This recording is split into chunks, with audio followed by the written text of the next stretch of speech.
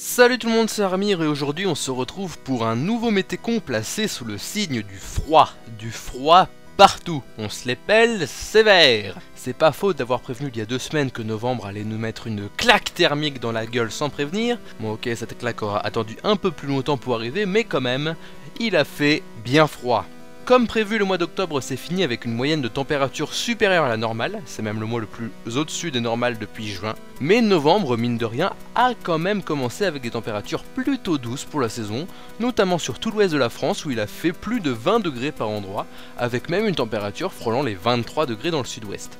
C'est pas folichon par rapport au mois d'octobre, ni même à d'autres mois de novembre, je pense notamment au mois de novembre d'il y a 2 ans, où il a fait bien plus chaud et où on pouvait encore se balader en t-shirt de nuit, ce qui est agréable pour un mois de novembre, mais qui n'est absolument pas normal. Mais bon, novembre et décembre 2015 sont des mois d'extrême parmi les extrêmes, et je ne pense pas que ce mois de novembre, et encore moins ce mois de décembre, atteignent les niveaux de chaleur qu'on ait pu connaître en 2015. Mais bon, depuis ce début de semaine, et notamment dans la nuit de lundi à mardi, il a vraiment fait très froid sur une très grosse partie de la France, notamment sur une diagonale entre la Belgique et le Pays Basque.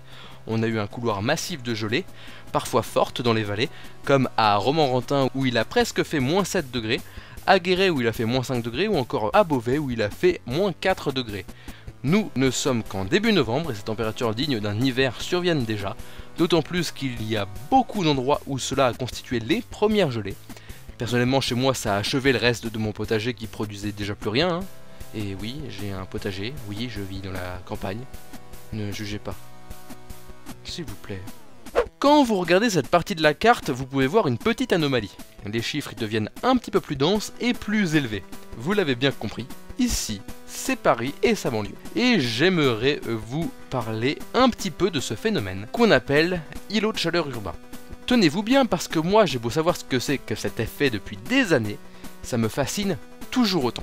Restons dans cette nuit de lundi à mardi pour que je vous explique. Voici la courbe de température d'une station météo du centre de Paris de lundi 12h à mardi 12h, ici représentée en bleu sur ce graphique, avec celle de Paris-Montsouris, ici en rouge orangé, à 4 km de la première, celle de l'aéroport du Bourget, à 13 km du centre-ville de Paris, ici en jaune, et celle de Pontoise-Cormeilles à Cormeilles-en-Vexin à 35 km du centre-ville ici en vert. Vous voyez à quel point sur de très courtes distances la température peut baisser très rapidement en fonction de la densité de l'urbanisme.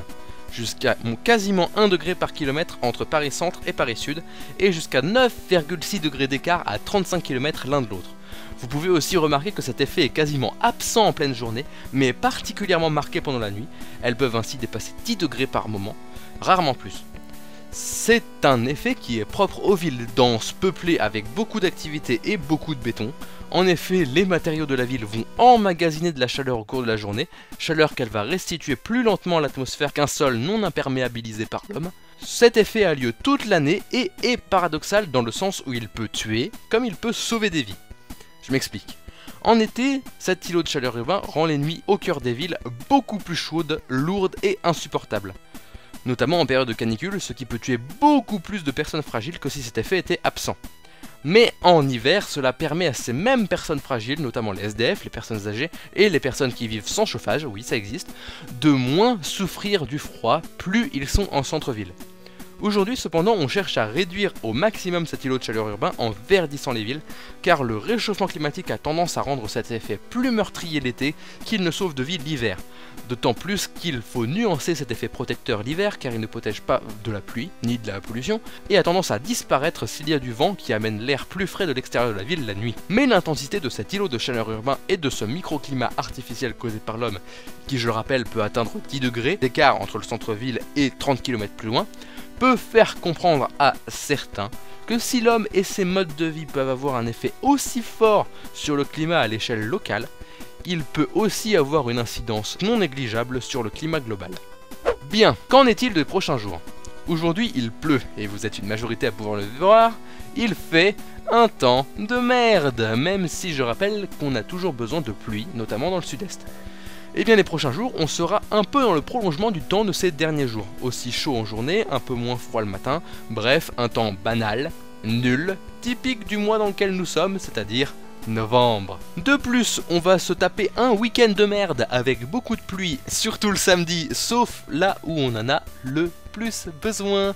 Merci nature, tu es vraiment une petite pute.